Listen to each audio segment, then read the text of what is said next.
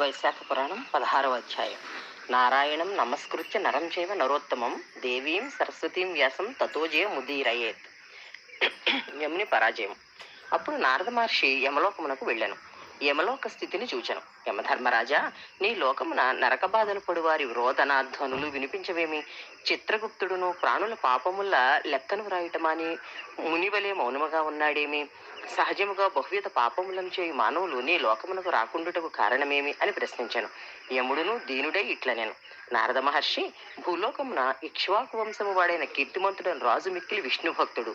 అతడు ధర్మభేరిని మ్రోగించి తన ప్రజలందరినీ వైశాఖ వ్రతమును అవలంబించినట్లు చేయుచున్నాడు.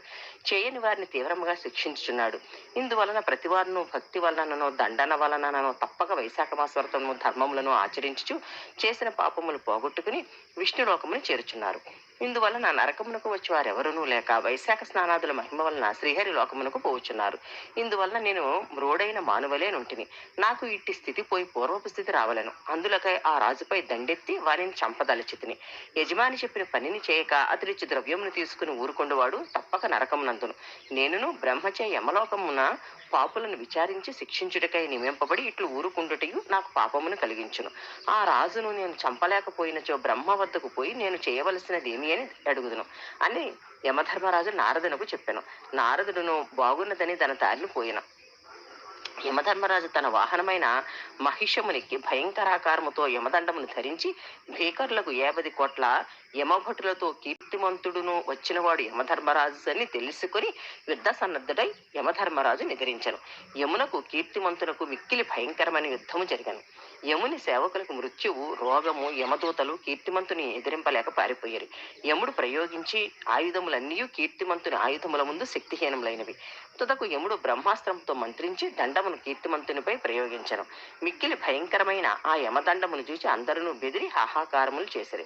అప్పుడు శ్రీహరి తన భక్తుడకు కీర్తిమంతుని రక్షణకై తన సుదర్శన చక్రమును పంపెను.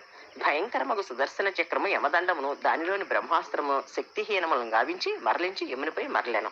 విష్ణు భక్తుడును కీర్తిమంతుడును శ్రీహరికి నమస్కరించి ఆ చక్రం నిట్లు స్తుతించను. సహస్రార నమస్తేస్తు విష్ణుపాణి విభూషణత్వం సర్వలోక రక్షాయై ధృతరాత్వాం యచేత్యయ మంత్రాతుం విష్ణుభక్తం మహాబలం నృణాం దేవద్రోహాంకాల స్వమేవ హిన చాపర తస్సాదేవం యమం రక్ష కృపాంకురు జగత్పతే అని కీర్తిమంతుడు ప్రార్థింపగా సుదర్శన చక్రము యముని విడిచి దేవతలందరినూ చూచుండగా ఆ రాజు వద్దకు వచ్చి నిలిచాను. యముడును తన సర్వ ప్రయత్నములను వ్యర్థములవుటను గమనించాను. కీర్తిమంతుడు సుదర్శనం ఆరాధించి తనను రక్షించుట చూచి మిక్కిలి అవమానమును విషాదమును పొందాను. అతడు తల వంచుకుని సవిచారముగా బ్రహ్మదేవుని వద్దకు పోయాను. ఆ సమయమున బ్రహ్మ సభ తీర్చి ఉండెను. మూర్తములు అమూర్తములు నగు వారిచే బ్రహ్మ సేవితుడై ఉండెను. బ్రహ్మ దేవతలకు ఆశ్రయమైన వాడు, జగములను వృక్షమునకు బీజము విత్తనము అయినవాడు, అన్ని లోకములకును పితామహుడు. ఇట్టి బ్రహ్మను లోకపాలకులు, దిక్పాలకులు, రూపము కల ఇతిహాస పురాణాదులు, వేదములు, సముద్రములు, నదీ నదములు, సరోవరములు, అశ్వార్థాది మహావృక్షములు, వాపీకూప తటాకములు, పర్వతములు, అహోరాత్రములు, పక్షములు, మాసములు, సంవత్సరములు, కళలు, కాష్టములు, నిమేషములు, ఋతువులు, ఆయనములు, యుగములు, సంకల్ప వికల్పములు, నిమేషోన్మేషములు, నక్షత్రములు, యోగములు, కరణములు, పూర్ణిమలు, భయాభయములు, లాభాలాభములు, జయాపజయములు, సత్వరజస్తమో గుణములు, శాంతమూఢ అతిమూఢ అతి ఘోరావస్థలు, వికారములు, సహజములు, వాయువులు, శ్లేషవాత పిత్తములు, వీనితో కొలువు తీరిన బ్రహ్మను చూచాను. ఇట్టి దేవతలున్న కొలువులోనికి యముడు సిగ్గుతో క్రొత్త పెండ్లి కూతురు వలె తల వంచుకుని ప్రవేశించాను. ఇట్లు సిగ్గుతో తన వారందరితో వచ్చిన యమును చూసి సభలోని వారు క్షణయుండని ఇతడిక్కడికి ఎందులకు వచ్చను, తల వంచుకుని విషాదంగా నుండుటకు కారణమేమి అని సభలోని వారు విస్మయపడిరి. ఇతడు వచ్చిన కారణమేమి, పాపపుణ్యము తెలుపు పత్రము కొట్టివేతలతో నుండుటేమి అని ఇట్లు సభలోనున్న భూతములు దేవతలు ఆశ్చర్యపడుచుండగా యమధర్మరాజు బ్రహ్మపాదములపై పడి దుఃఖించుచు రక్షింపుము రక్షింపుమని ఏడ్చాను. స్వామి, నన్ను రక్షించు. నీ ఉండగా నేను పరాభవమునందితిని. మానవుల పుణ్యపాపముల తెలుపు పటమున పాపములను నేనే వ్రాయించి నేనే కొట్టివేయింపవలసి వచ్చినది. నేను నిస్సహాయముగా నిర్వ్యాపారముగా చేతులు ముడుచుకుని ఉండవలసి వచ్చినది అని పలికి నిశ్చేష్టుడై ఉండెను. దీనిని చూచి సభలో గగ్గోలు బయలుదేరను. స్థావర జంగమ ప్రాణులన్నింటినీ ఏడ్పించు నితడే ఏడ్చున్నాడేమి?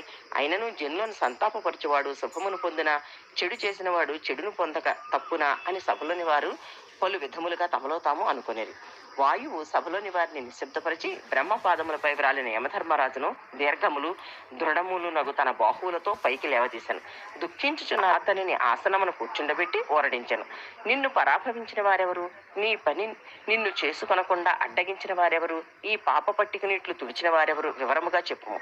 నీవెందులకు వచ్చితివి? అందరినూ పరిపాలించు వారే నీకును నాకును ప్రభు.